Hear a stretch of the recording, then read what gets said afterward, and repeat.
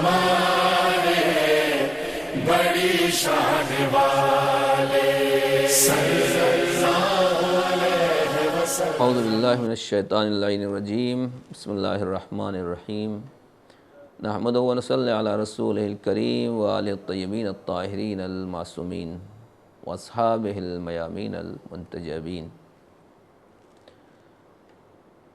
ایک بار پھر آپ کی خدمت میں حضور سرور کائنات حضرت محمد مصطفیٰ صلی اللہ علیہ وآلہ وسلم اور ان کے وارث، ان کے دین کے محافظ اور مجدد امام ہمام حضرت امام جعفر صادق علیہ الصلاۃ والسلام کی ولادت باسعادت کی مناسبت سے مبارکباد پیش کرتا ہوں، اور شروع ہی میں یہ دعا ہے کہ پروردگار وہ بھی صادق تھے، وہ رسول صادق تھے اور یہ امام صادق تھے، ان دونوں سچوں کے راستے پر چلنے کی ہمیں توفیق عنایت فرما، اور سچائی کا جو راستہ انہوں نے دکھایا ہے اس پر چلنے میں ہماری مدد فرما۔ ظاہر سی بات ہے کہ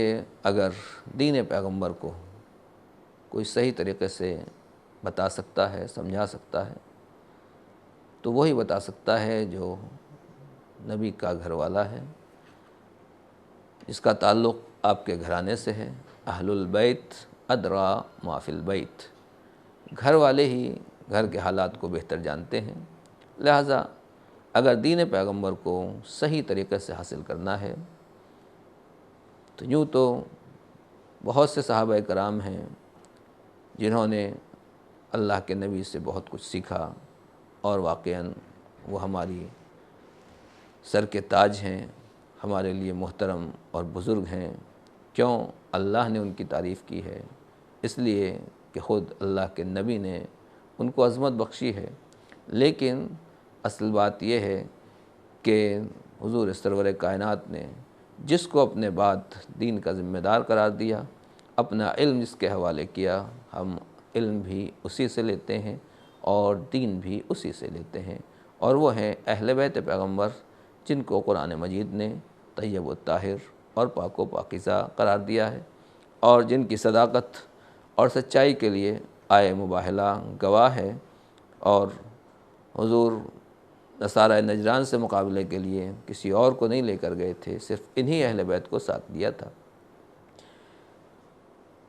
تو ظاہر سی بات ہے کہ چاہے پیغمبر کے زمانے میں ہو یا پیغمبر کے بعد ہو یا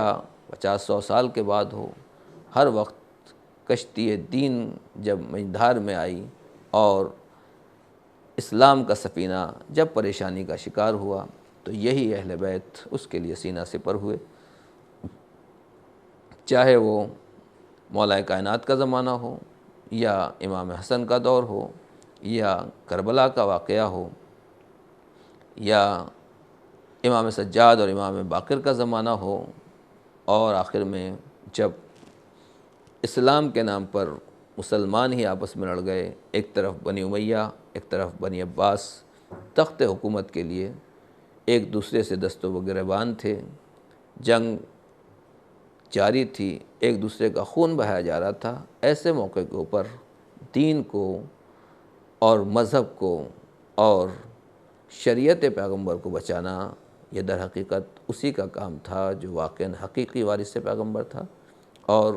وہ ہمارے آپ کے چھٹے امام حضرت امام جعفر صادق علیہ الصلاۃ والسلام کی ذات گرامی تھی، جن کو صادق اسی لیے کہا گیا کہ اس زمانے میں ایک حدیثوں کا اتنا بڑا انبار تھا، اتنی زیادہ جھوٹے حدیثیں گڑھ کر بازار میں اور مسلمانوں کی مسجدوں میں اور درس و بحث میں پیش کر دی گئی تھی کہ واقعاً ایک مسلمان کے لیے یہ طے کرنا مشکل تھا کہ اس میں حضور کی سچی حدیث کون سی ہے، صحیح حدیث کون سی ہے، غلط حدیث کون سی۔ علماء حدیث کے لیے بہت پریشانی کی بات تھی، اور ان کے لیے بڑی زحمت تھی اس بات میں کہ یہ کیسے ممکن ہے کہ ہم کیسے پتہ لگائیں کہ اس میں واقعاً صحیح دین کیا ہے اور صحیح مذہب کیا ہے۔ ایسے موقع کے اوپر چھٹے امام نے وہی طریقہ اپنایا، امام جعفر صادق نے وہی راستہ اپنایا جو پیغمبر کا راستہ تھا۔ ان کے جد کا راستہ تھا۔ وہ کیا راستہ تھا؟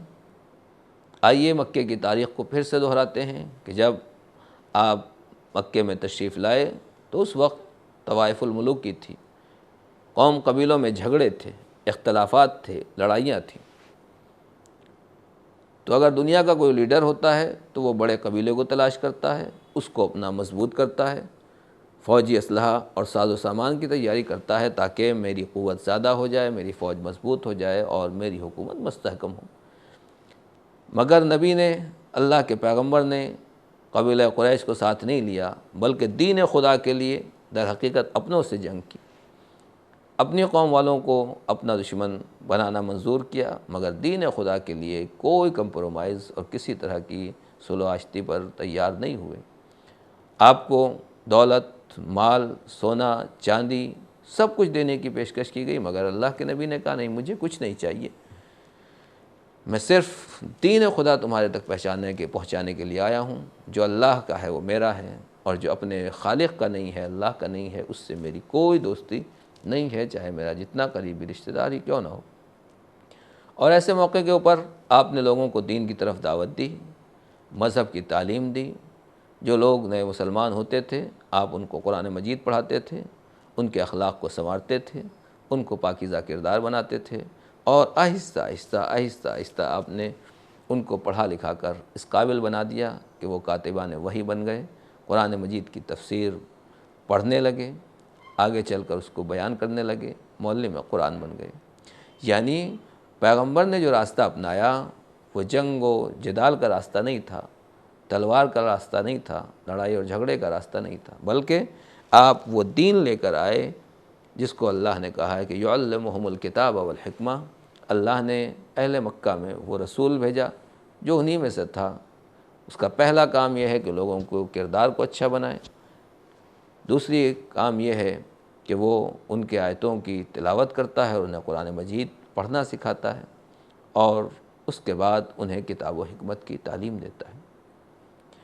تو جب کتاب و حکمت کی تعلیم دیتے ہیں تلاوت قرآن کے ذریعے سے، تو پیغمبر نے مسلمانوں کو اس منزل تک پڑھایا، لکھایا، اور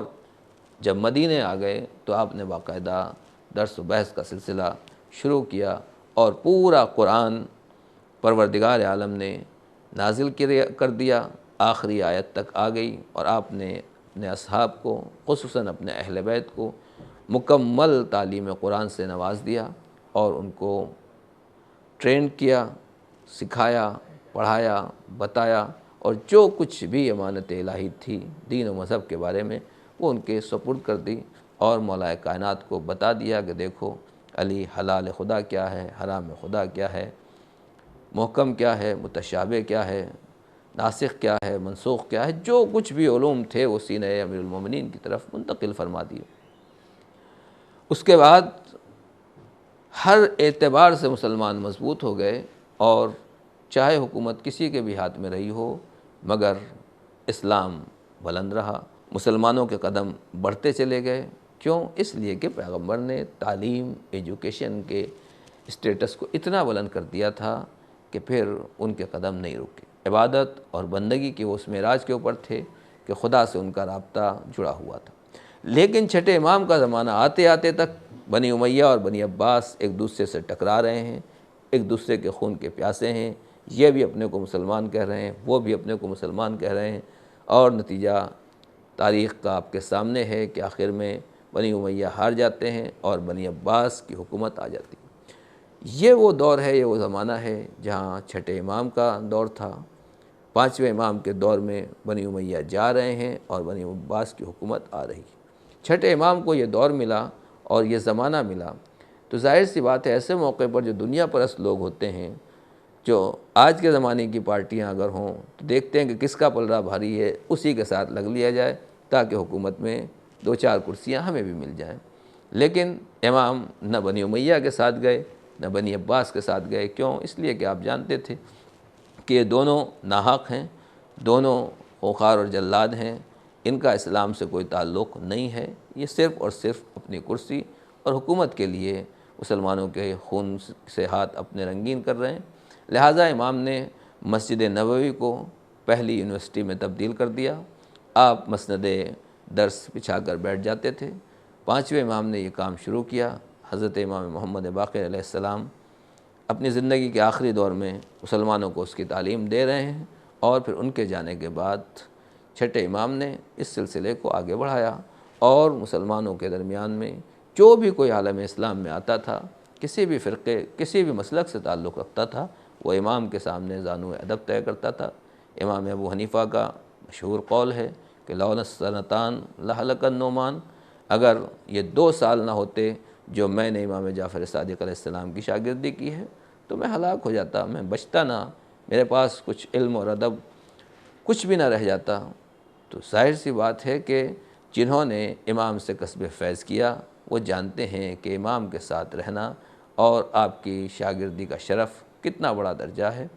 اور نتیجہ یہ ہے کہ 6 امام نے وہ مسند درس پھیلائے کہ جس میں ملحد بھی آ رہے ہیں، جو اللہ کو نہیں مانتے ہیں وہ بھی امام سے پوچھتے ہیں، جو اللہ کا انکار کر رہے ہیں، جو آج کی زبان میں کمیونسٹ قسم کے لوگ تھے، منکرین خدا تھے، ملحدین تھے، وہ بھی امام کے پاس آتے تھے اور اپنے علم کی پیاس بجھاتے تھے۔ امام ان کو باقاعدہ وہ درس اور وہ سبق دیا کرتے تھے کہ جس سے وہ خدا کو ماننے کے لیے مجبور ہو جاتے تھے۔ تو امام نے جو پالیسی اپنائی وہ پالیسی یہی تھی کہ ایجوکیشن، تعلیم، تربیت، جس طریقے سے پیغمبر نے مسلمانوں کو آگے بڑھایا وہی سلسلہ اور وہی طریقہ 6 امام نے بھی اپنایا۔ آج کا ماحول اور آج کا زمانہ افسوس اسی بات کا ہے کہ جو پیغمبر کے کلمہ گو ہیں وہ بھی، اور جو 6 امام کے مذہب پر ہم اپنے کو جعفری کہتے ہیں، مذہب جعفری کے ماننے والے کہتے ہیں، مگر جو طریقہ اور جو سیرت رسول خدا نے چھوڑی، جو سیرت 6 امام نے چھوڑی، ہم اس سے دور ہوتے چلے جا رہے ہیں۔ لہٰذا میں یہی گزارش کروں گا، اور ان دنوں کی مناسبت سے ہر ایک کے لیے یہی پیغام اور یہی میسیج ہے کہ اگر آج ہم انسانیت کی فلاح اور بہبود کے لیے کچھ کام کرنا چاہتے ہیں، بھٹکی ہوئی انسانیت کو صحیح راستہ دکھانا چاہتے ہیں، تو اس کا یہی طریقہ ہے کہ اپنی مسجدوں کو تعلیم، تربیت، تزکیہ، انسانیت، پیار، محبت، بھلائی کے درس میں تبدیل کر دیں، نہ یہ کہ وہاں سے ایسی بات ہو جس سے کسی کا دل دکھے اور لوگوں کے بارے میں وہ بیانات دیے جائیں جس کی وجہ سے خدا نخواستہ لوگوں کو تکلیف ہو، اور واقعاً جو اسلام سے کسی طرح کی دلچسپی رکھنے والے ہیں یا اسلام کے بارے میں جاننا چاہتے ہیں ان کو صحیح کریکٹر اور صحیح اسلامی کردار دکھا دیا جائے، تاکہ وہ پہچان سکیں کہ یہ اللہ کے نبی، یہ ائمہ اپنے گھر والوں اور قوم قبیلوں کے لیے ہی نہیں آئے تھے، بلکہ پوری انسانیت کے لیے مہربان تھے، اور وہ ہر ایک کو نجات کی راہ پر دیکھنا چاہتے تھے۔ السلام علیکم ورحمۃ اللہ وبرکاتہ۔